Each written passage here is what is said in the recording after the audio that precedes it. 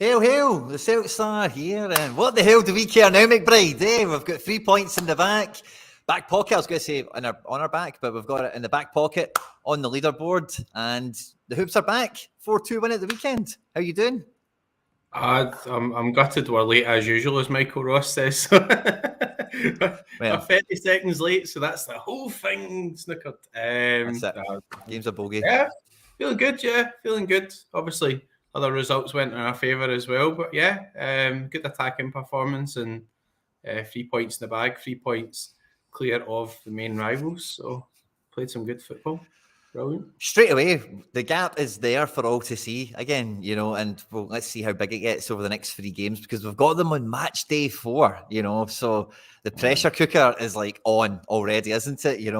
I think we've all been enjoying, it's a bit of a guilty pleasure as a Celtic fan listening to the scoreboard when it's on, but right after the weekend, it was a guilty pleasure that I was indulging in for sure because I didn't see it coming, and I don't think any of them did. It was a great way to finish the weekend off, a nice kind of cherry on top of the cake, as it were. But the only show in town was the boys at Parkhead Flag Day. We had Jamesy Forrest going up there, the testimonial hero, raising the flag up, and it was the first game under Brendan Rodgers, Mark II, version 2, part 2, whatever we're going to think of it as.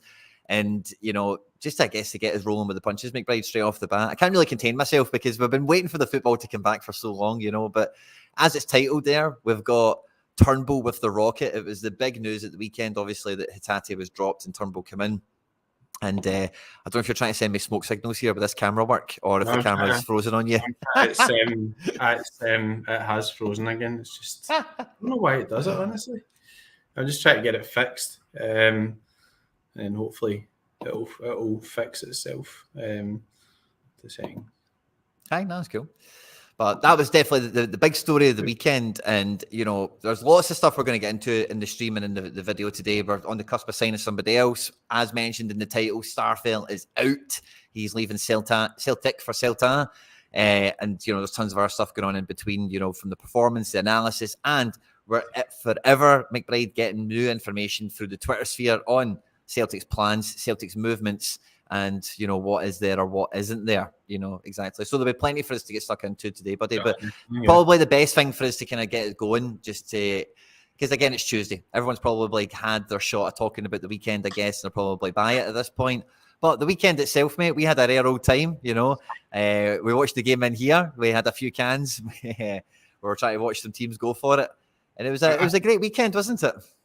It was good. I must admit, I did watch some of the Kilmarnock and Rangers game, but I can't really recall actually taking in much of the game after all the cans for the early kickoff. But it was good. It was enjoyable. I mean, obviously, we started a wee bit slow. It was a wee bit surreal. Thought we'd be up for it, and we started really slow. And Ross County started pretty well, and then Joe Hart tried his best to get himself either sent off or concede a goal or whatever. And then once we get into our stride, I thought we played really well. So obviously there's improvements we can make, but I thought attacking football was excellent. It's different type of style from Ange, but you've seen Furu getting more involved in the play, seeing the midfield rotate a bit more, good attacking football, Turnbull playing, surprises, no Hatate. It just seemed to have everything, there was loads of talking points, goals against, goals scored. But after we got the first and the second, the result was never really in doubt, but there's still some warning signs there in terms of how we're playing at the back, etc. I think that's the main thing we've got to focus on. And we were talking about Rangers, we were talking about the gap, but I actually thought that the Celtics start was pretty hard. We've got quite a tough game against Aberdeen, and then you're going away to Ibrox as well and playing. So yeah, if we get through the first four games and we're still in the lead or whatever, then that will have been job done in terms of what we're doing so far, I think. Yeah, definitely. And, there's some great chats coming in here as well. I had a great time. I'm not much of a drinker myself, but I sunk a good couple of cans. I let my hair down, as it were, We did a bit of a stream. I knew there was going to be a hair pun come off the back of that as soon as I said it. But we did a bit of a live cast afterwards. We went on to my channel over at 23,001 and we just went on and did a bit of a post-match and rattled off some nonsense. So if any fancy a giggle on your board, feel free to check that out. earlier today as well. No, sorry. Yeah, how do I kind of? I was going to say this, and then it's totally moved away from me. Sorry, but oh yeah, that's what I was going to say. Yeah, earlier today, I recorded a video for Celtic here. It's going to be out maybe later tonight, if not first thing, with Anel Avdic, who's a Swedish journalist that works over at Expressen, which is a newspaper in Sweden, and he was giving us the lowdown, McBride, on everything Gustav Lagerbielke. There you go. There's no way we'd be saying that after 6 or 7 cans of Guinness anyway, or Magners. Well, Anel said it enough times. I just wrote it down the way, Lager like phonetically. So it's Lager and then BLK. I've just got it written down the way to say it, kind of thing. Well, I don't know remember how, I don't know how to spell it, but I can say it now. That's job done. So that'll be out later in the channel and all the rest of it. It's a name that wasn't familiar to me or a lot of people that I chat to. Certainly, the Swedish division isn't one that we cover in Sorare. It's not really, yeah, we don't have it at all, actually. It's only a wee bit of Norway with Rosenborg that's on. So these players in leagues, the standing of it, the caliber of the players, whatever, was totally out of left field for me. But it looks like, we're pressing on with it pretty swiftly, and it looks a bit of a prospect. Yeah, I mean, I think these are the markets we've got to be buying in. As McBride sober today, yes, absolutely. Can promise that. I'm just as proof. Good water, dinner, Ronaldo. Yeah, I mean, we can't really afford to go out and spend 30 million in Scott McTominay and all that type of stuff. I mean, obviously that was a chat before, right? We were talking about McTominay, and I think West Ham have bid 30, and that's been rejected. So they're saying anyway. But this is a market we operate in. And I think Scandinavian markets make sense as well. I mean, we've had lots of players have moved over from there before, and they've been pretty successful here. I mean, obviously, in terms of this specific signing, I think this has been triggered by what's happened with Starfelt. So obviously, we've all seen the rumours and everything, and there's loads of rumours going about with loads of other players, but that really accelerated quickly. And Brendan coming out and saying, he wants to go and all that type of stuff. So you definitely need a centre half in, and I think there's other question marks in the squad as well. Hatate didn't start. Where was Bernabai? Where was Haksabanovic? We don't really tend to get much information out of Celtic on these things. Were they actually injured or were they left out? We've got a big squad, so there's lots of things still to resolve, and not that much time to actually resolve them now. We're on the 8th of August, and we've only got just over that's kind of 3 weeks in terms of the actual window. It's the end of the month, isn't it? So three weeks. So yeah, I think there'll be still a good bit of movement in and out, to be honest. Thanks. It looks like Roger's been quite ruthless, and maybe he's given a couple of messages to say, if you can, just find yourself a club, that type of thing. Yeah, except it was odd because Haksabanovic did feature quite a bit early pre-season, but we've signed Tilio, we've signed Hyung Jun, who looks the part as well after the weekend. Yeah. So yeah, there's definitely a lot of question marks kind of going around, but we've got one of our co-hosts joining us. He's actually in colours this time as well, which is great to see. Joining us better late than never is Etienne23. Good to see you, my man. Hail, hail. Hi, Connie. How you doing? Can you hear me okay? Loud and clear, buddy.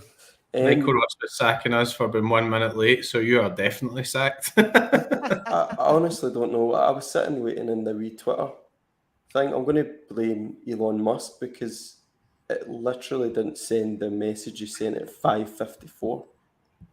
So I was just sitting waiting for the invite and nothing was there. I think Elon Musk is in the live chat, so Elon Musk likes a team in Govan, I think, is more likely. Anyway, what's happening? What he's talking about? What's the topic? Well, we're just kind of going over. We've got the kind of. Well, I'll give you this. We've had a comment that kind of flies in the face of conventional wisdom at the moment. Love it is saying apparently Gustav Lagerbielke is not imminent, but it does feel and sound like he is, and it's just kind of first thoughts and impressions on the man that is. I can't believe I'm getting abuse here for timekeeping. I was sitting waiting to join this chat at 6 minutes to 6, all set up. Elon Musk's fault because that chat thing. Do you remember the other day, McBride? It just kicked me at the chat, the wee group chat. Anyway, that guy from Sweden looks quite good. Just Vanderlei has given the stamp of approval, calling him almost a superstar. So I'll sign him off the back of that, and so there, for sure. if he signs, obviously. Yeah. A lot of the reports I've seen, it's like Starfelt's agent has helped kind of oil the wheels of the move as well. And I did an interview. You'd have missed this a little bit, Sean, but with Anel Avdic from one of the Swedish newspapers, the guy that kind of broke the news that we are pressing on with this transfer. And he reckons that your boy, who's almost a superstar, has also been scouted by a few other clubs. I won't say who. You'll need to catch the video for that one, but. Definitely a well-scouted guy, and for somebody that I'm not familiar with, a lot of the stuff checks out, which is quite good as well. Whereas it felt like when we signed Davroche, maybe didn't have some of those little telltale signs in his favour early on for you to get that kind of thought of, oh, this guy could walk into our team and maybe be a starter. He made his debut at the weekend. I was very impressed with him. I was saying to McBride when we were in the studio getting on it, like a dog eating beetroot, that everything he did was left foot, right foot, or right foot, left foot. From first touch and pass, everything was 2 touch, 3 touch at the most, and I thought he looked really slick, and I was really impressed with the big man.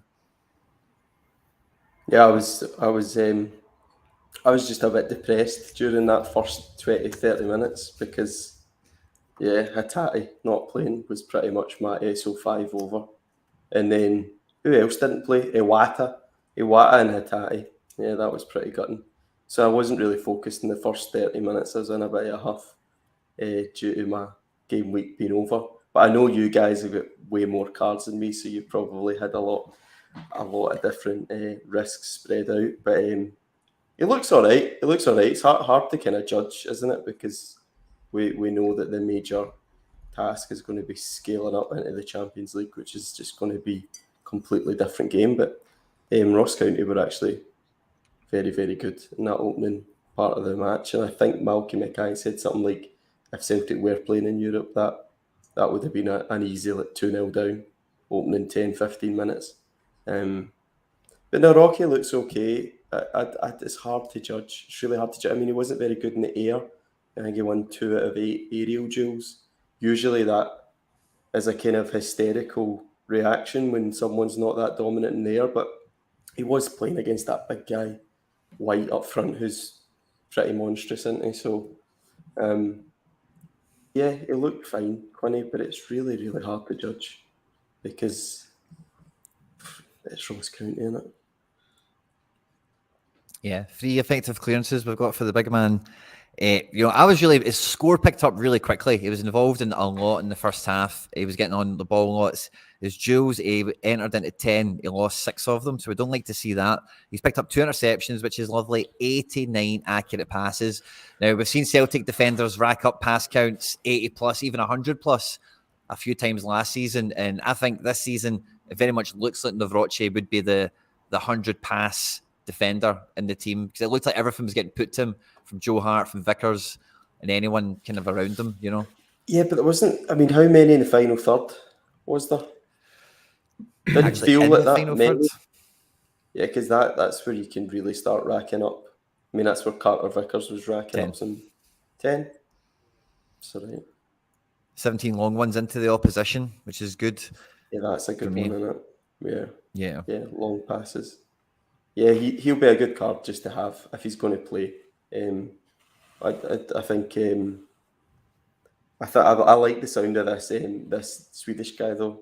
As soon as Just Vanderlei gives his seal of approval to people, I get excited because his model is hard to understand how he gets to the conclusions that he gets to, but he's picked out some guys that have been really under the radar before and not so obviously great. But it was a weird game against Ross County. I think the Joe Hart thing starting to kind of turn quite sour now, isn't it? He's starting to become the very obvious weakness that kind of should be improved upon, but it doesn't seem. I mean, our little group chat is just us sending other clubs signing goalkeepers, saying, why are we not signing him? Why are we not involved in getting... I seen Slolina went to Eupen. I mean, I think I take your point in the Slolina one, McBride. It's a loan deal. Should really be signing a keeper for, long term. But I can only hope Livakovic, I can only hope the 2 oligarchs, Quinny and McBride, that you started the Livakovic rumours. And hopefully that's the one that they're working on in the background. That's why it's so quiet in the keeper front. because domestically, most players we sign in will be fine. You know, we're not going to sign any real super bad player like most professional football players. In fact, pretty much all of them are good footballers, but just putting them in bad situations can obviously make them appear really, really, really bad. So yeah, Celtic's just an interesting club, man. It's very unique club because we obviously have to watch a lot of clubs from across the world because we play so rare. And there's just no club that's like Celtic with a domestic European thing where it's that big a difference, and the challenge is just completely different. It's two completely different games that we need to think about playing. Yeah, definitely. And I think like that is the kind of the position we're at with the goalkeeper. Is it's like I don't really put Hart at fault off the top of my head. See anything that happened at the weekend? I thought it was like I think there was two moments in the game. I thought Ralston gave him an absolute hospital pass. He had to chest it. He can't catch it because it's a pass back. And then in the second half, I think there was another one as well that I thought was a really bad pass from whoever gave him it. So I don't really put Hart at fault for, you know, the first goal. He's been terrible for that, right? But he's not a goalkeeper that wins corners or saves you from corners. You know you're getting that with Joe Hart. He concedes those goals. You can't hold that against him. He's done it all his life, and he's done it for us before, and he'll do it going on, you know. But it is like the weakness in the team quite clearly. You know, we've got Dominic here kind of saying the corners and free kicks thing. I've mentioned before on the channel, just like for Celtic fans as well, it's really easy to cash your mind back to Fraser Foster, because when Fraser Foster was in the team, we did not concede, you know, soft goals anyway, but we did not concede anything that wasn't a great effort from a set piece, you know, like a bullet of a header, great delivery, had to be really good to get by us, because he would just take anything out the sky, punch it, grab it, do anything he needed to get by it. And because we are always going to be dominating possession, every team that is going to be preparing to play against us is going to put extra time and effort into set pieces. It's just a fact of life. It's like this. It's like the, you know, the rule of the jungle. You know, if you're not going to get the ball, the time you do get it, practice that as much as you can. So if we are going to be playing teams that are spending, you know, more time in the preparation for us for the dead ball situation, and we're going to go into these situations knowing we've got suboptimal selections for this, just to be really nice about it and use different words rather than say something a bit more crass about it. But with the amount of money that's in the back locker, with the amount of goalkeeper potential targets on a budget, in the profile, get a guy that's up and coming, only costs 3 or 4 mil, whatever. These guys are disappearing, they're going, they're getting signed up, they're getting snapped up. Does it, you know, like, so it increases the pressure on, you know, who is actually available. It is now the Livakovic, the guy that, yeah, he's got the great buyout clause, 9 million quid. That's right up Celtic Street. But how much wages is he asking for? And who else is in the negotiating room pushing the bar up for what his wages could be, if that makes sense? The only kind of name I would kind of throw out that would even, if it's not Livakovic, but it's somebody else in that mold, I'm just to throw a name out, totally wild. It's not linked to anything, of course. But like, we've seen Trubin, the man that is go to Benfica, and he's got some links to Germany and Italy. I don't think it's going to be any major clubs. If you look at the clubs in those divisions that need a goalkeeper, and, you know, realistically, we're talking about Livakovic for 9 million. If we could get Odysseus Vlachodimos, if that's how you say it, for like 9 million quid. Very well attempted. Brave effort there.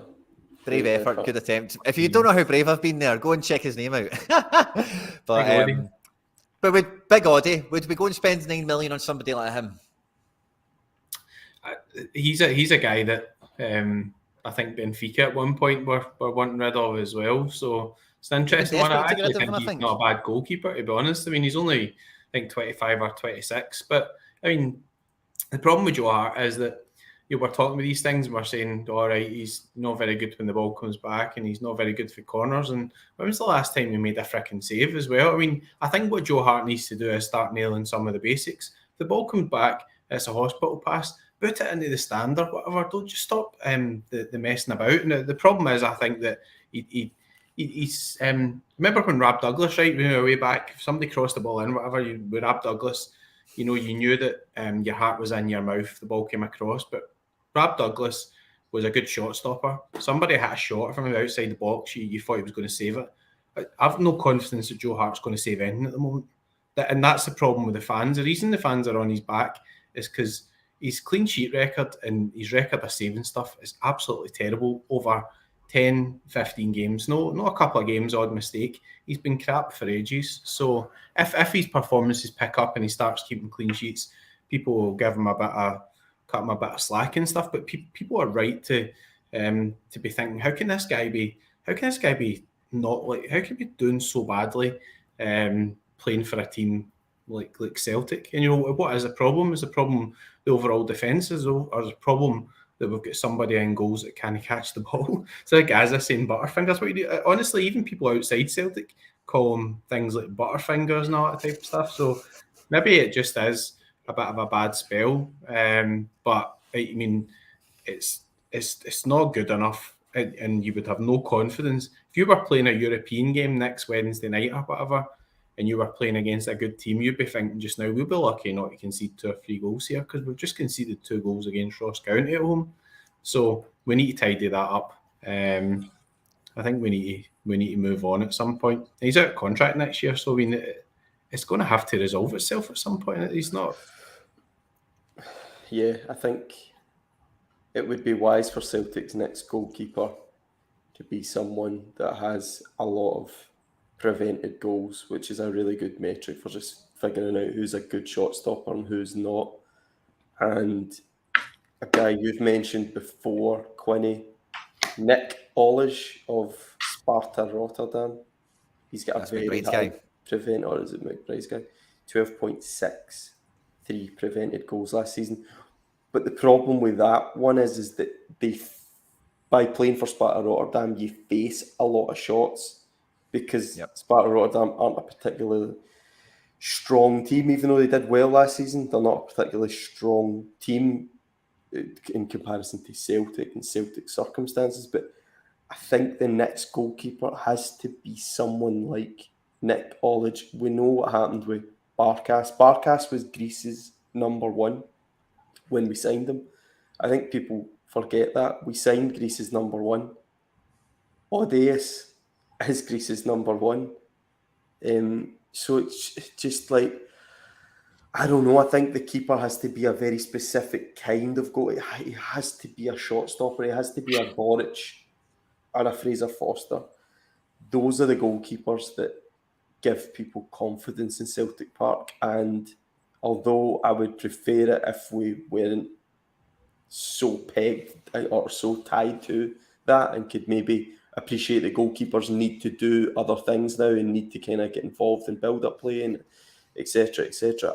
I just think for the betterment of the sentiment of within the stadium and everything, get a Nick Olish. I mean, even what's his name? That Augustin Rossi. He went to Flamengo. We're never going to get him right, but goalkeepers like that are just very good at making saves. And you mentioned a little bit about Fraser Foster. You did feel like you really had to do something special to score a goal into him. Now that just might be our bias, or we just might be forgetting all the. Well, I think the bias is past now, because you've seen goalkeepers since him. Well, but it doesn't matter anyway, because the perception's everything, and we all have the same perception, which was Fraser Foster in goals or Artur Boric in goals. There was just nights where you just knew Artur Boric wasn't going to concede. And there's that night in Milan away. It was just made some of the most absurd saves I've ever seen. And I think that's the kind of goalkeeper Celtic need to try and go for. And I think it will give the team a huge lift, because they don't get many shots. But when they do get shots, and they ultimately happen, we need someone who's an above average shot stopper, just to settle us all down and give us a wee bit of a chance in Europe, bit of positive variance, an Artur Boric European night or a Fraser Foster. We can keep in a game. We can stay in a game. And right now with Hart, Craig Gordon in Europe, we were out the game before we can even really allow the outfield players to try and dig in. The game was done. So yeah, Nick Olish, he's apparently going to Ajax, so I don't think we'll get him, but someone like him. Yeah, definitely. I'm just laughing at that conversation. Just see the headline: Stats guy says sign a goalkeeper that can make a save. we're talking about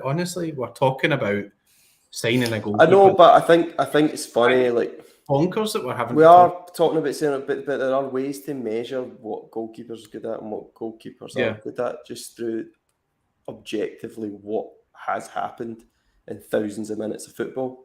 And weirdly enough, there are goalkeepers out there that are very, very, very good at saving shots, and some that aren't really that special at doing it. And I think we need to find someone who is. And I think there's pretty simple. I mean, Celtic are going to have very smart people working for them. I don't think it should be that difficult to find these guys. They're all over the world. They're playing there, and just to try and figure out, right, how much of that is down to playing in a really weak team and getting a lot of shots on your goal, and it, maybe artificially inflates it. There'll be ways for these smart guys to figure out who's an outlier in that department. And I was watching it. I was behind the goal for Athletic Bilbao Celtic at home, and Unai Simon, just watching him, it was just so refreshing, just seeing a world-class goalkeeper that up close. Just conceded 3 goals in the end, but he didn't have a chance to save any of them. But yeah, it would be good to get a serious goalkeeper back at Celtic Park. It'd be good for all of our hearts and souls. Was he one of these guys that off the ball gets right close to the halfway line? Yeah, and just every time he took the ball into touch, it was just spraying passes out to people. Just so composed, huge as well. I didn't realise that he was that tall. Shot stopping, funnily enough, I don't think is his greatest asset. It is his playing out from the back and his ability to. That's why he plays for Spain, as their number one. But yeah, there's just something about having a goalkeeper that you just absolutely trust and believe in. And right now, we just don't have that with Joe Hart, and in a through a so rare lens, which this show's all about. You're getting what Celtic are conceding like 0.5, 0.6 XG a game, which is really, really, really low in the grand scheme of things. And if you had a top shot stopper and a top goalkeeper on top of that, the Celtic goalkeeper card becomes the most valuable card in the game. But right now with Hart, I don't think we're actually seeing that value. Yeah, I think it's frustrating as well, like, because we recruit really quickly. Obviously, you see we've been linked with this guy, Rocky, come out of nowhere. But so I gave you 2 examples in the chat. Hermansen went to Leicester. I think he was 5 or 6 million. I watched him at the weekend. He looked really good, really good shot stopper. Blackburn sold goalkeeper, and they've signed Leopold Wallstead, who's another good young goalkeeper in Scandinavia. The problem is there are goalkeepers out there. I know that kind of goes without saying, but there are goalkeepers out there, and to me right now, just doesn't look as if we're going to sign a goalkeeper. That's the frustration with it, because people are only getting on Joe Hart's back because his performance level has been really poor. And look at Hatate to change the conversation. Poor first half against Bilbao.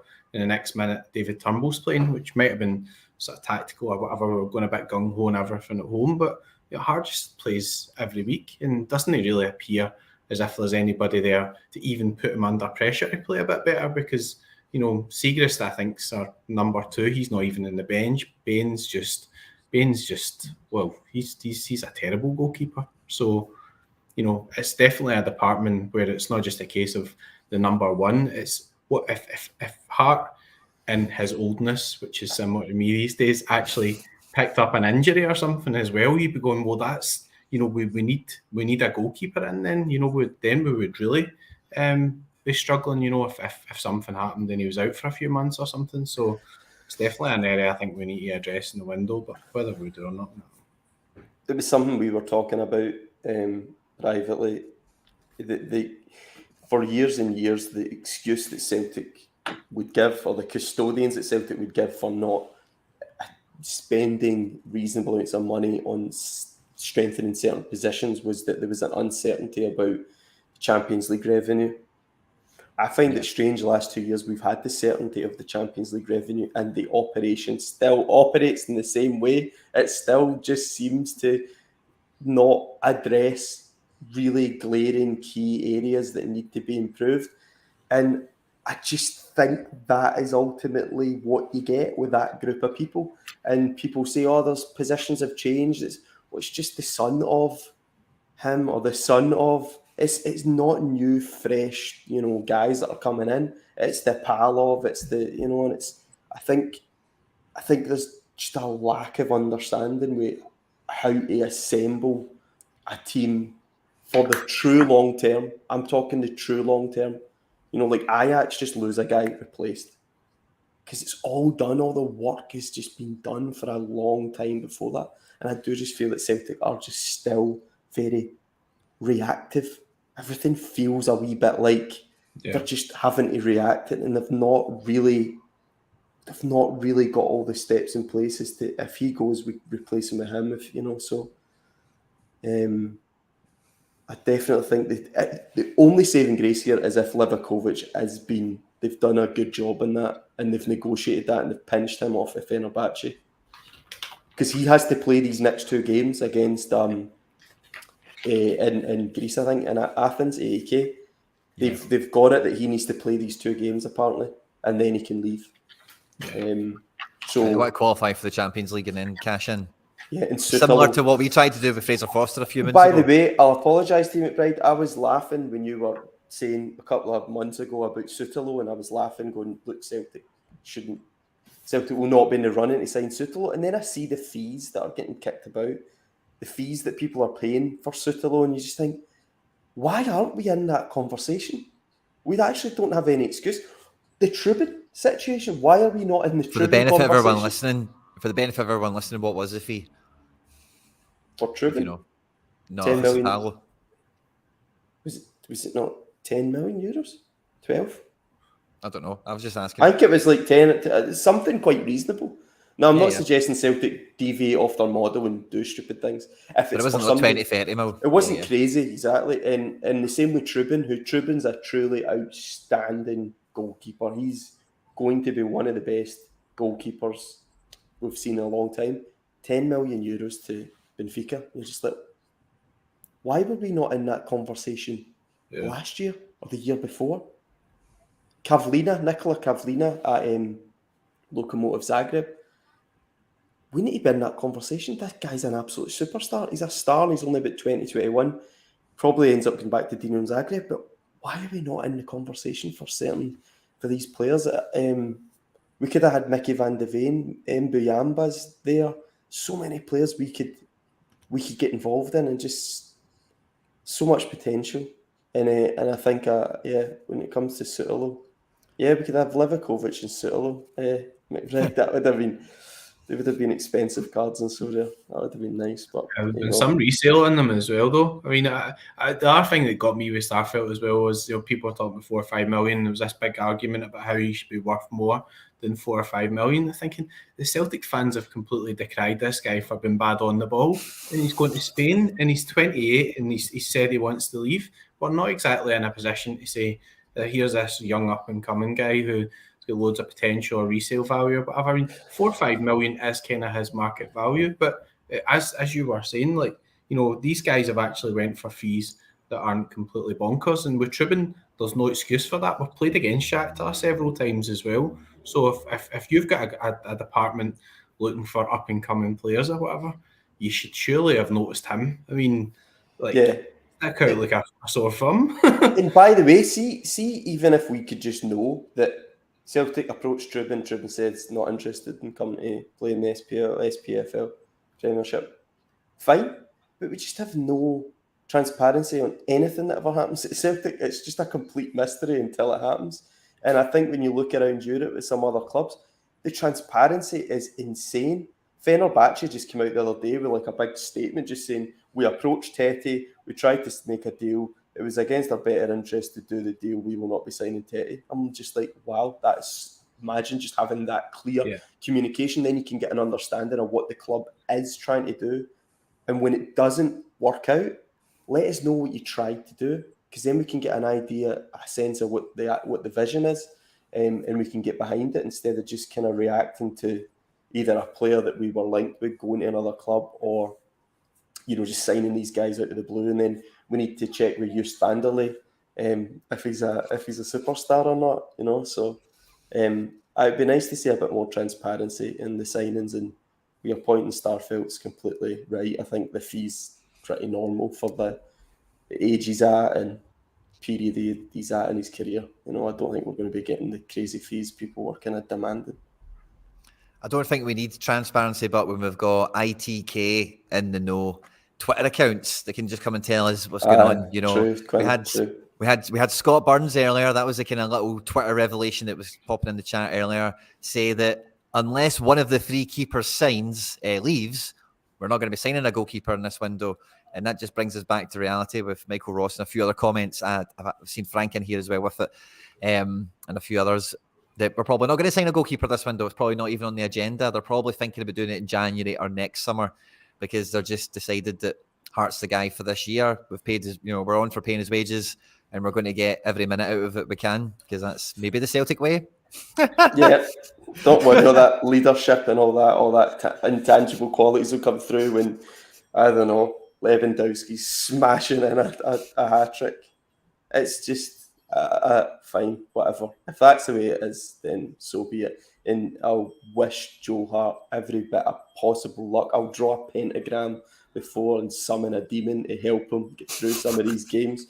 But we shouldn't be in the position where we need total miracle stuff to get through certain games. You know, we really shouldn't be in that position. Clubs get plenty of resources. There was a great podcast someone did recently. I can't remember. I think Celtic Down Under or something. And they did a great benchmarking thing against all the other clubs, similar resources in Europe.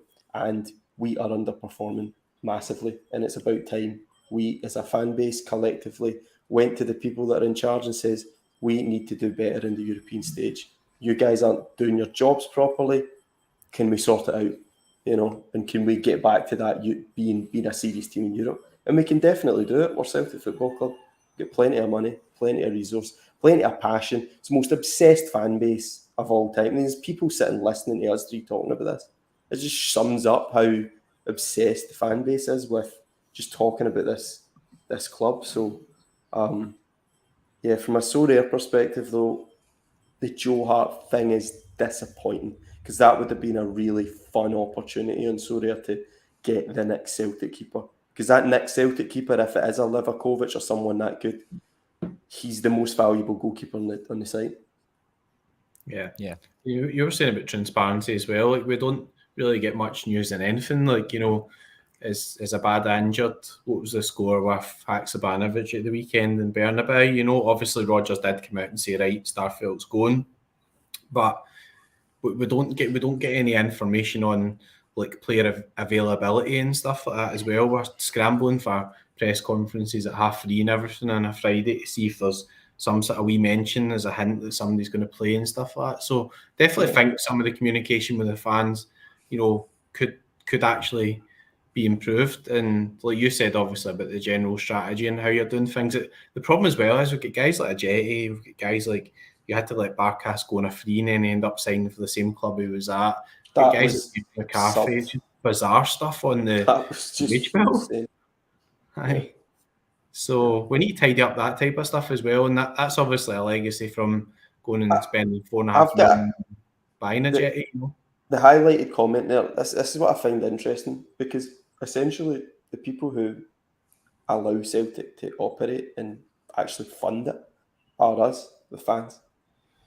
Custodians get the money and they decide what to do with it. We've got obviously a majority shareholder that, you know, makes sure his sons, and he's the great administrator Peter Lawwell that's overseen his majority shareholder time, that his sons get involved as well.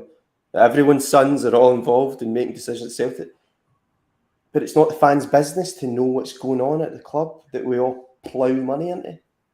That just doesn't sit right with me. I just think it's a bit insulting, and that they should be more transparent. Now, I don't want them to release information that's going to jeopardise transfers or jeopardise the better, you know, things that are going to lead to the club becoming a better, you know, sporting institute. But if we go for a player and it doesn't work out, let us know you tried.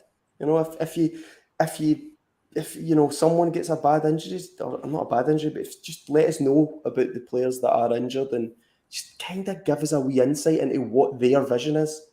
With a vision of the people that have got the money and have got control of the club to make decisions that are going to, you know, see us go this way or that way. Just let us know. That's all. I think we've earned that. I think, the amount of money we've all ploughed into it, we've earned that. And I just get the sense that there is a kind of feeling like we're on the outside looking in, but we're the most obsessed fan base, and we are ploughing in mega money into the thing to keep it, operating at the level that it's going at. So I'm kind of, I don't agree, Beach Boys, but Yeah. it's all about I'm, opinions. I'm with yourself, Sean, because see, when it comes to football, right, especially clubs like us, we're always quite happy to look at other teams maybe that are get more money than us and call them plastic clubs or think of them that we're actually bigger, because what that real difference there is is not to be too cheesy about it, but it's community and family. These are the things that kind of make the club different. So in that vein, I don't mind the whole people's sons working at the club and all the rest of it, give it that kind of family vibe, as long as it's a full circle 360 approach. And that involves, similar to what we've seen with Fenerbahce and the Tete thing and other clubs as well, is treating the supporters like family, not like customers. So we don't expect to go through the transfer window getting a blow-by-blow account of who's been phoned and what emails have been sent. But it's like, when negotiations are finished, or maybe the end of the window, they could do it in any number of formats. It doesn't need to be a press announcement. It doesn't need to be they could even just do a little Celtic TV show, do a wee interview, with Michael Nicholson or whoever, and just say, how was the window? And he could go, oh, it was good. We were quite close to signing this guy, but he went to Ajax, and Absolutely. and good luck for this season. See you in January. That's all it needs to be. Absolutely. That is exactly it. Something short, sweet. Just let us know what you've tried. What didn't work out. We know what's worked out because we've seen the signings. That would be really appreciated, I think, particularly for people who, really are obsessed and really, want to know what if everything was perfect, what the team might have looked like. And then that'll inform the next January transfer window and the next one after that. And but if you look around Europe, there's so many clubs are just so upfront with information, and it's not sensitive information that's going to jeopardise, the team in any way. And the injury thing is annoying from a Sorare perspective, because you just want to know the extent of the injury. We're having to text pals of pals that know the players and all that to get an idea who's injured. It's funny, there's a guy in our Discord, McBride, that talks to that Cecilia from Korea. Actually, just has an actual DM chat with him asking who's playing this week. How's your legs? How's your fitness? He's just replying, going, I feel fine. I'll be playing this Saturday. So trying to do that with Celtic is just ridiculous, Try to hear through like three people that know the player. Is he all right? Is he looking? Yeah. Working it, and that is what I was in the West End, and I seen the full Celtic team come out of Nando's. There was a couple of them that were injured, and I was just looking at them, just looking at what I'm doing, seeing how bad their injuries might have been. I was like, didn't you look that injured? He'll probably be back playing soon. That's the lows we've got to stoop to playing this game, guys. Yeah, I think one thing I will say is that Stephen Rogers was talking. I watched the interview where he was talking about incomings and what's happened so far, right? And one thing he did say, and this might be why we're frustrated it's taking longer, is he said that he's taking his time to assess what he's got in terms of the squad. So obviously, firstly, we weren't really prepared, I don't think, for Ange going. It took us a wee bit of time to obviously get Brendan in, and he's come in and he's been dealing with the pre-season. And the window closes quite quickly, but there is still some time to go. And I think he'll be making some assessments now. And it was quite telling, even like just leaving out Hatate. He was a guy who Ange never ever left out at any games at all. We might take him off, maybe 65 or whatever, but he never ever really left him out. Even played him at fullback sometimes. The first game, Rodgers just, no, I'm not playing him. So I think he is making decisions. But I think from that interview he gave, he said that it'd take him a wee bit of time to assess what he had underneath him and then make changes. And I don't think you're going to revolutionise this squad overnight either, because we have got guys like Ajeti who would just happily sit here in the last year of contract and actually earn a lot of money. You've got James McCarthy, who's not kicking a ball and is on a big contract at Celtic and just does nothing. You've got Scott Bain, who sits there, does nothing, comes in against Hibs, looks as if he's going to have a good game, drops a complete clanger, he's away back to his homegrown status or whatever. You know, we just seem to have guys there that are complete passengers, and that's maybe why we're not pushing the boat out just now, because you've got to work with a wage budget and everything as well. So if you could get a Jetty off the wage bill and you could get James McCarthy and stuff off the wage bill, you could probably bring in somebody like Tete or whatever. But that's just not realistic at the moment until you get rid of all the snash. No, and not when the Turkish clubs get involved. As soon as the Turkish clubs get involved, you just think, what are they giving that guy? What are they offering him? It's going to be mad. It's going to be tax-free stuff. It's just going to be madness. So yeah, it's a difficult situation Celtic have got. I do have sympathy for the people that are actually trying to get us to that next level. But I think the guy's comment about playing Russian roulette, I just don't think they've got the brains and the minds to do it. And I think they're good at certain things, but I think they need some people with long-term vision that are also can make football decisions at the same time, like the kind of sporting director model in the European clubs, where you've got that Sven Mislintat or whatever he's called. I think that's kind of how we need to operate. We need a guy like that who can make those football decisions, but also kind of get involved in the business side of it. And he was in the Dinamo Zagreb training. Did you see him? Sven Mislintat or whatever. He was at the Dinamo Zagreb training negotiating Suterlo. I mean, love it. Absolutely love it. I think a couple of additions to our boardroom would actually be not our boardroom, a couple of additions to the staff that had a bit more power and were like seriously competent individuals that could make football decisions. I think that's actually where we're lacking. The pitch will take care of itself. Whoever ends up on the pitch will take care of itself eventually. So I don't think it's Russian roulette with Europe.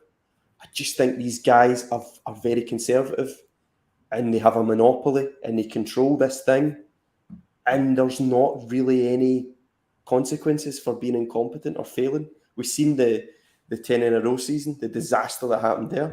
No one really was held accountable for that. They just blamed it in COVID.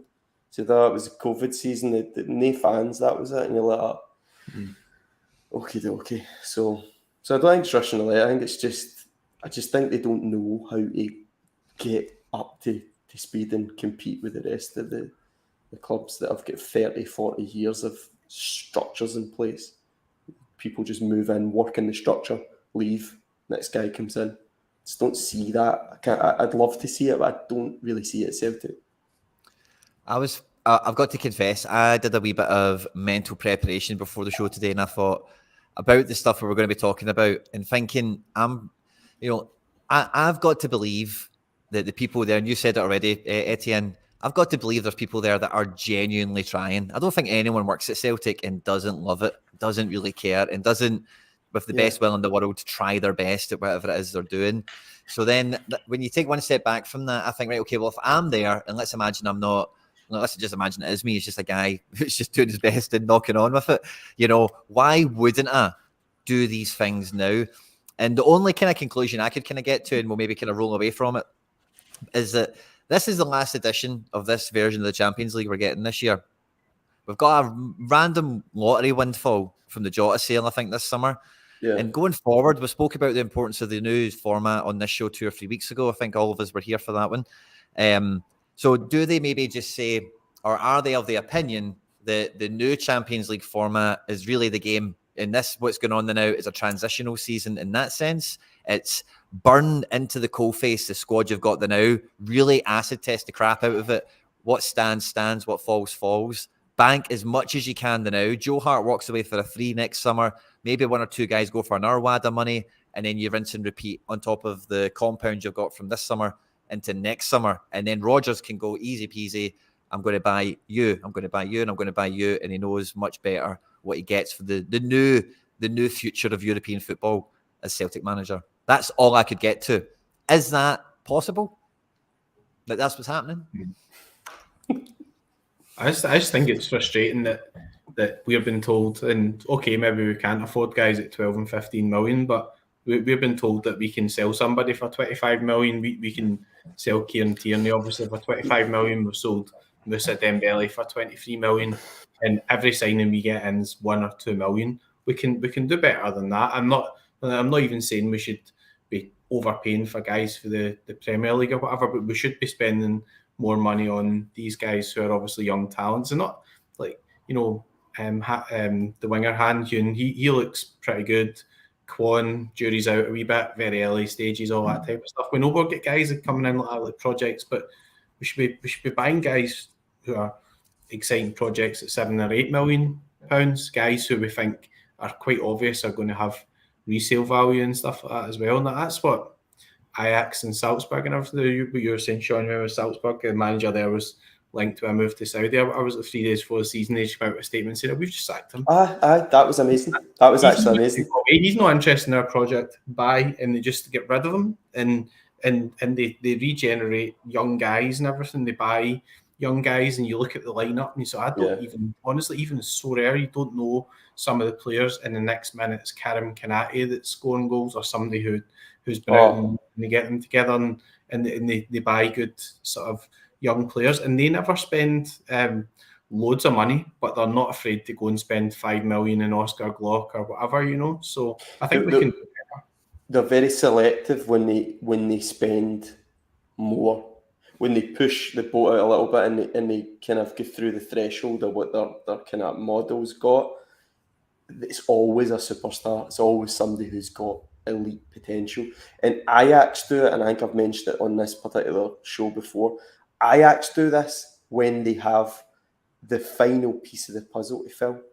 You'll see Ajax will spend way over what they would normally spend. So they did it with Haller. That was the kind of best example. They did it with Haller. I think they signed him for like 25 million from West Ham. And you're like, Ajax spending 25 million on a player, but he was the final piece to that Champions League team that could actually compete and go on quite deep. He was the last piece of the puzzle, and Salzburg do it similarly in a much lower amount of money. They don't push the boat out, but yeah, that makes sense. What you're saying about we can spend that money for sure, but it has to be for special players that are between 18 to 22 that are absolutely going to make the team, an already very good team, better. You can't be doing that when you're in the process of building a team, because it's just, the risks to me are just too high, and you risk putting a player in a position that they can't really succeed in, and you just waste a big bunch of money. So if it was the last piece of the puzzle, Livakovic, and we needed a goalkeeper to get us competitive in the Champions League, maybe that €9 million makes sense. But right now I look at it and I go, we're going to need a lot more than Livakovic to be getting into Champions League with a little bit of confidence. So maybe you're better going for a more undervalued goalkeeper that's less financially risky. Yeah. I think the other shouts we've had in the chat today as well is we not only need a goalkeeper, but we could probably use a left back as well. I don't think Taylor was that bad at the weekend or anything like that at all. But it's just when the thing we're always putting ourselves in the vision of, I suppose, is thinking about those 6 Champions League games this season and thinking about where is the room for improvement, as it were. But this is the team that played last weekend, just in the kind of, I guess, the last kind of period of the show. I guess we've got the weekend coming up. Obviously, we're away to Pittodrie, we're away to Aberdeen. A bit of a different game. Strengths and weaknesses, strength and depth, rotation, everything else aside. You know, do you think we're going to get much change out of the team that played Ross County? Anyone? It's a tough one, isn't it? Because I think the obvious one might have been not going with 2 attacking midfielders, but then Aurelius had a goal and an assist, and Turnbull scored 2 goals. So it's kind of quite hard to leave them out as well. And so, and what is the situation with Hatate? But, you know, is he just left him out from a tactical point of view? I just think he's not been good pre-season. Well, I thought he'd been good pre-season, but he was quite poor against Bilbao. He just didn't really look as if he was playing very well, you know. So you just don't know what's going on behind the scenes. But Yeah, obviously, I don't think we've really got defensive-wise. I think the back four will just pick itself because we don't really have anybody else. Johnson's injured. Bernabei wasn't in the squad. Starfelt's leaving. We don't have any good goalkeepers, so Joe Hart's going to start. So I think obviously you're talking I was about. just looking at your comments. JC67X. If Hart's still in the team, it's no Russian roulette. The bullet's already in our heads. Yeah, that is very, very true. And that's for the Champions League, not for this particular Aberdeen game that's coming up. But so in Sorare, basically, you only get one bullet, like a bit in Russian roulette. You kind of get one bullet on all these teams. So you have to like pick a team that you think is probabilistically the best chance of success and succeeding. And if I had a Joe Hart for that away fixture at Aberdeen, even though Celtic, let me see my little sheet, Celtic have got a clean sheet chance of 42%, apparently. You're not picking Joe Hart in that game. You're not going with a Celtic goalkeeper or Celtic defenders, I don't think. You're going with maybe Hadjuk split or someone else that's got a nicer fixture because they're just not. It's just not worth the risk.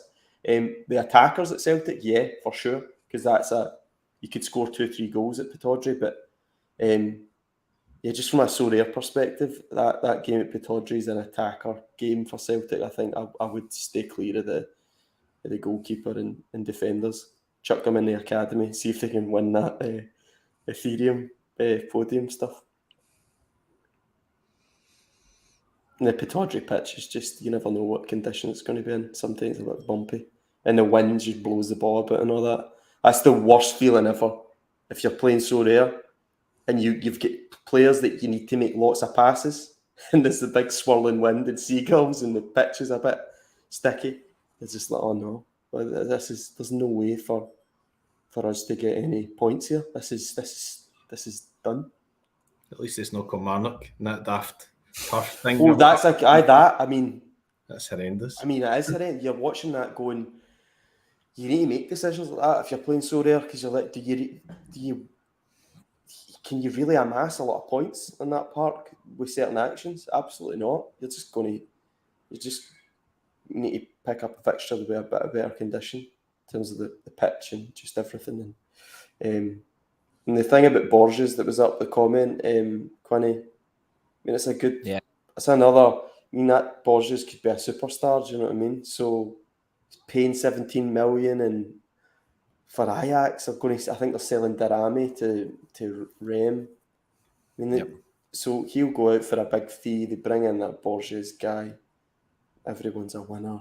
It's just. And they've sold Mohamed Kudus to Brighton as well. And they spent like 20 million on from Midtjylland. They spent big money on him, might have been 16 or something. But they push the boat out when they think a guy's a star. They will spend a lot of money, and I totally agree with that. Actually, I think that's a good way of doing it. It's a pretty optimal way of getting your team absolutely perfectly ready. But for Celtic, we're definitely not looking at clean sheets for the weekend, are we? I don't think. Do you know what though? The thing is, Celtic are good enough that we could go there and we could easily get a clean sheet. And sometimes, because I'm just so focused now and so rare and actually winning stuff, that you just have to be brutal and go, maybe no best that maybe I just sit and watch that game as a pure fan. Maybe I don't need any so rare interests in that game, apart from Kyogo and some of the other kind of attackers. Do I really need a big huff when Celtic concede? I don't think I do. I was upset anyway. I don't need to, make the huff nuclear. So, yeah, I think Celtic could easily just turn up and smash Aberdeen. But it's a tricky game. And Aberdeen actually look like they've done a fairly decent job at getting some players in. Did a wee podcast about them recently. They've kept their players. Getting Clarkson on a permanent was obviously a huge W, and by all accounts, they're still kind of waiting for us to tell them what's happening with Scales. So they've been quite decisive, and let's see how they do. I think they have to still qualify for Europe, don't they? Yeah, but they've got a really nice playoff. They've managed to get a really winnable tie from the two teams they can play. I think it might be Hacken in another team. So they've got a chance to get in. And that conference spot, because the guaranteed conference, but yeah. But the Europa would be fantastic to see another Scottish club in the Europa League group stages, and be good to see Aberdeen back in there because they are historically have had a lot of success in Europe. And as much as we're all Celtic fans, it's nice to see other clubs, except one club, do well in Europe and just start coming into 21st century and stop making excuses and just do better. Aberdeen's a massive club, tons of fans, lots of season tickets compared to some of these other teams that just slap them about year in, year out. So it would be great if they got in. But in terms of Celtic against them this week, probably the same team. Don't really see any reason to change. Turnbull will obviously play because he scored the goals. But it was interesting that O didn't get on at all last game. No. Yeah, no Daizen O. Maeda filled in the absence of Kyogo as the centre striker. No O at all, which was no Iwata at all. And I expected Rodgers to have loved Iwata, but no O, no Iwata. That was... So we did away with the Ange triple sub at the 60 minutes, which did Sorare scores a huge wonder at the weekend. Seeing Matt O'Reilly actually play more than 60 minutes was an absolute joy. 84 minutes. Kyogo played 80 minutes. Lovely to see that. But the first sub was Hatate. He came on for Turnbull on the 67th minute. And Starfelt made his final bow, as it were, on his way out the door. And then the actual subs, I would probably reckon them as being was Yang Jun and Forrest. Swapping the wingers, Kyogo and Abada coming off, and Thiago Holm coming on for the last 5 minutes for Matt O'Reilly. So, yeah, I think it is hard to. I think it's hard to see the team change, but I do think against Aberdeen away, like Brendan knows better than me, right? But I think going to Aberdeen away, playing Turnbull and O'Reilly again from the off, you're maybe asking for the game to be a bit more open in Aberdeen's, favour probabilities than you would like for it being the second game of the season, especially after Rangers have dropped. And I can't help but feel that Hatate comes in here to get more touches in midfield, because at the weekend we just missed midfield out. We weren't interested in playing where we're getting the ball from the back, find space, find wingers, find forwards, 1-2 touch stuff, go and work. Whereas against Aberdeen, maybe we keep to that. But I would imagine they puts a bit more, or I would think there's a bit more focus on the build-up play and looking after the ball, which you need to Hatate for me. I'm going to head, Quinny. I need you head at the moment. You guys continue and analyse the game if you want. But yeah, pleasure, McBride. I can't go on without you. It's in my contract. I can only go on. You were 10 minutes late, so you've got 10 minutes left. As long as you're here, I'm here.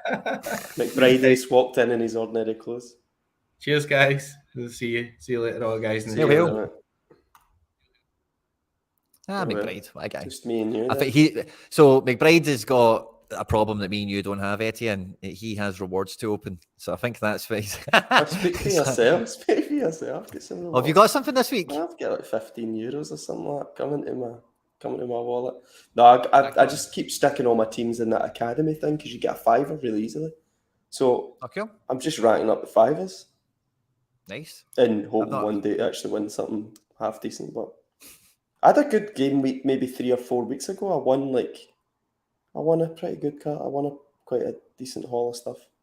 The summer's been absolutely vacant for me, and I was like buzzing for the weekend to get Celtic back out, get the Celtic teams firing. But Hatate not starting. I know you've got a big Hatate presence in your gallery, but for me, it wiped out all my fun, all my hope and joy. No Hatate was an absolute kick in the balls. McBride had the option, but of playing Messi in his team, which is good for him, so he was fine. So happy for him. Wow. No, but also the Hatate defender card that when he was at Frontale, that card can just be a super powered card because you get the clean sheet bonus and all the final third passes. So I had that, and I think I captained Hatate and everything. It's just like, oh God, as soon as he was out, that was it. That was pretty much anything major. because I don't have a full. Oh, just one Xavier Mbuyamba. No Is way. it a sign? Have Is you? it a sign? Aye, just one on there. Yeah. Share your screen. Prove it. Just go to my gallery in your screen. Okay. I don't want to share my screen. You might end up seeing all the crimes that I'm committing. I've got rewards as well. I've got some coins. No, Mbuyamba. That's good. Now I've got 2 Mbuyambas. Hopefully signs for Celtic. And there's apparently that's still on, by the way, that Mbuyamba guy. Yeah, I seen that today. I hope we can get that done because I actually think he's really good. I need to take my E out because I've changed the E into an Ethereum sign. Thought I was smart and put an extra N in. It just doesn't come up anymore. This is good though, because people can't come and spy on. I'm just like a ghost. Get you on Sorare data.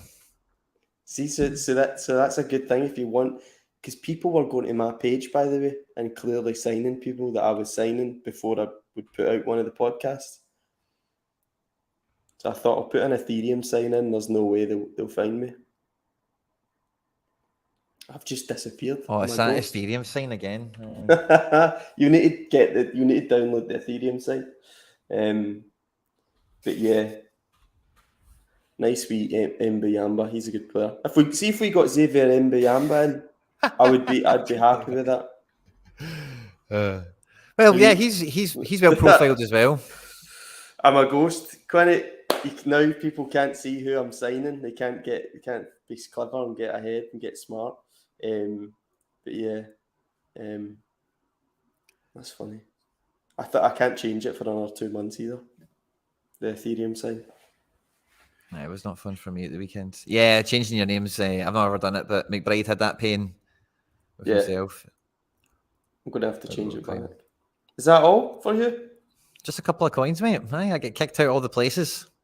No Hatate, no party. Look at that. Terrible. I only had one playing goalkeeper, really. I had Hart. Hatate came off the bench. Everyone else killed, of course. Yeah. I think as soon finished as 113th, you know. Yeah, and then I think these other teams, no game, and then. Well, sometimes you've really got to go for it with certain players as well. And if it comes off and they get a high score, they've got a high score in 4 different teams. But when it doesn't work out for you, it's pretty brutal, and it's a mega huff. That was my effort at a fiver. I thought maybe Ralston, just stick him in. I know I get 3 fivers for the academy. 3. Well done, man. I know. There you go. Well, it's going to be a big weekend. I think against Aberdeen, I'll probably de-risk my Hatate a little bit. I don't know if I'll be doubling up on him because I think he might play, but I don't think I'm confident enough to back it. But we've got La Liga returning as well, and there's a bit of other stuff going on around Europe. So from a Sorare perspective, things are getting spicy, and there'll be more teams than that coming out. For my club, certainly this weekend, and I'm sure a lot of other people that have been checking out the show today. I think we're going to get a big result against Aberdeen. I think the Celtic cards are definitely going to be... I love we're getting slagged for for having Sorare cards on a show that is completely about having Sorare cards. Where? We're getting slagged for our sticker collections. Oh, no, that's cool. Our sticker collections. Love it. Okay, talking about their football cards off. Lol. Okay, cheers, lads.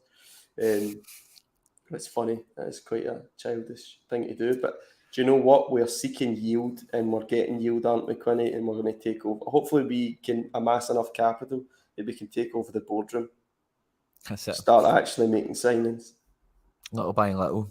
Yeah, exactly. So since you said it's a sticker book, I thought I'd go and open one up. I'm not getting many open one up. So there's actually like a super rare sticker book. Aye, same with them all. You get it with unique as well. You can just filter it on your own. Obviously, nobody's on it because there's only a few of them. But yes, Aberdeen this weekend can be a big marker for the season. Why not? Why not? Just put them at the sword. I think we will. Who's my Crystal Palace unique? I know everyone's asking themselves. Oh, what a guy! Oh, you need to get an Eze. Eze could do with winning the lottery first. Eze rates him very highly. I love Edward. Those were the days. He was special. And I think they may be coming back. You know, let's You just think? keep on with the season. Let's just keep the wins going. And in Brendan we trust, you know. In Brendan we trust. Let's see how it all fleshes out in the fullness of time. We'd like to put our head in the sky, but we'll keep our feet on the ground with it as well, you know, because it's just kind of the Celtic way. You get brought back down to reality, whether you like to or not, when the transfer window closes, and you'll see that, you know, what was the figure we had pre-season? Was it, because I said it's going to be gross, not net, you know what I mean? But there was a figure going around pre-season of what the transfer kitty was, and it was like mid-20s, I think, wasn't it? Maybe in the 30s? No? Probably something like that. Something. It was quite reasonable. It wasn't too outlandish. But yeah, as a gross figure, it's not exciting. But as a net figure, it would be much better. But I think we're creeping towards that. We'll dig it out for next week. But I'm pretty sure that reality is maybe coming upon us. So Yes, well, hopefully next time I see you, Quinny, we have won a lot of wee stickers that we can add to our wee sticker collection books, and you know, we can celebrate those stickers and all that sweet Ethereum. Are you taking Ethereum now, or are you just a cash guy? Taking both? I'm taking pound notes now, I think, because since Sorare have moved totally away from like the requirement to be crypto savvy to play the game, you can now just play with your bank cards, do free deposits and withdrawal. Not free, but free willing. You know, you don't need to go and get crypto wallets and all the rest of it. The secondary market, basically you've now got the option of just, this is the way it's going to go for folk like me and you, Sean, that have been here for a while. You're going to have a cash wallet that everyone else is going to be using. And you're going to have an Ethereum wallet that when you go into the secondary market, so if you're pulling your Ethereum thresholds in Ethereum, if you're going to go into the secondary market, you're just going to have less people to be able to buy from because less people will accept ETH. So rather than having, for me personally, I don't really want to have a dual wallet of ETH and pounds because I'll just get messy. And at one point I'll be like, oh, I've got enough money for this guy, but I've got it across two things and and I've missed it now. And that kind of crap will happen. Yeah. So I'm just go solo, you know, on that. But the problem I have is I love Ethereum on the platform for being like a neutral currency. So I'm not having to work out, and I know the platform will change it into pound notes for me anyway. But if you're ever in direct negotiations with somebody and you're back and forth numbers, Ethereum's much better to deal in if someone's in Much Japan better. or Yeah, Portugal or America, because you're not shouting about dollars and yen and all the rest of it. So I'm in a difficult place of wanting to, you know, kind of still not and also change, but not be handicapped in the market. It's the entire platform is built upon Ethereum. Yeah, because I love ETH appreciation. I love like gathering ETH and then in your wallet, and you wake up one day and it's up. You know, it's also when it goes down, it's not fun. But when it goes up, it's a lot of fun. And, oh my god, is this a gambling site? Honest to God, it's the worst gambling product ever. It's so slow. You know, gambling is about instant gratification or, you know, just instantly being mortified by a result. This is a slow death or a slow win. There's nothing instant about this. This is a slow process of speculation and just loving football in a different way. yeah. And it's the serious actually answer is no, it's not gambling. The serious no, answer it's is not by the really way, gambling, but it is you're risking your capital is at risk. But you know what? We're all big boys here. We're all Bahoys, BHOYS. You know, but this is life. It's a Wild West. So we choose to be in the Wild West, Quinny, the Web3 Wild West. We choose to be there. So if we get mugged, you wouldn't be whining about getting mugged in Tombstone, Arizona, would you? So if it happens, it happens. But we'll have a good time. We'll smoke a lot of cigars. We'll drink a lot of whiskey, play a lot of pool. And if we end up getting, you know, if Nicholas Julia ends up turning his pistol round on us, then it was our choice, wasn't it? That's it. Hey, Etienne, let me ask you this, mate. The first thing I do when the new game week opens is I go into All-Star VR Pro and I try and just forget about everything and just try and pick the best 5 guys. And then I'll use that to maybe inform some decisions later on. In your opinion, who would you put in as the final super variant of this team? I'll scroll slowly or as fast as you need me to. Right, All Blacks get one of the best fixtures.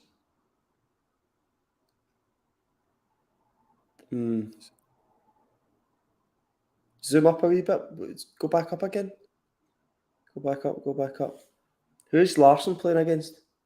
Larson is at home to somebody rubbish. Obi Odense, who are like 6th at the moment. Might be Larson, but if Hatate starts, it would be Hatate.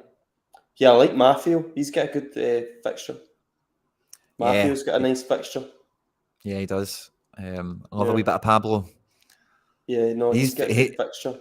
John he's firmly in the McGinnis, shop window. Player I like, but I don't know if he's good on the SO5 or not. I'm not sure. Can be amazing. Be amazing. You know, he's like a threshold player, isn't he? Just 50s. Aye, but he can bang if he wants to. But I think that's the right thing to do. You just lay out that team, get that team, put it to the side. I like him. He's a good player. But we will be. So you don't want to go double forward either. You want to just maximise your forget that. Forget everything. Just who is the best 5? That's the object. Number one. Hatate, isn't it? But legitimate best 5. Is it Hatate? It's got to be Hatate, yeah. But is he the legitimate best 5? Because midfielder he's not to start. Well, then we're in a different question then after that, isn't it? Who's Angelino playing for now? Galatasaray, right? And they are away to Kayserispor, but it's away, you know. Yeah, he's going to be he's going to be super overpowered. Yeah. It's hard watching this. This is Patrick Bateman. This is not Patrick. McBride is Patrick Bateman. No, I'm Patrick Bateman watching. Oh, let me see. Yeah, of course. Let me see Van Halen's card, and I have to sit and look through all these guys. Gabby Vega. If he starts, will he play? I think he will, but I don't think he's certain. He's supposed to get transferred, isn't he? Yeah. Got Big Yanghill. He'll play. Yeah. But is he that good? I don't know. You've got Gabby's a good shout. Anyway, I got Big Hire, mate. I'm sure the listeners have tuned out now that there's no Celtic content and this is what you're talking about. This is the meat and bones here. But yeah, absolute pleasure. Hail to everyone that's joined us. If you watched this live, thanks very much. Don't forget to drop the like button, subscribe, share, retweet. Etienne, absolute pleasure, mate. Thanks. Good. You too, Quinn. I'll see you in person soon. We'll go to a game. Hopefully. Whoop, whoop. Hail.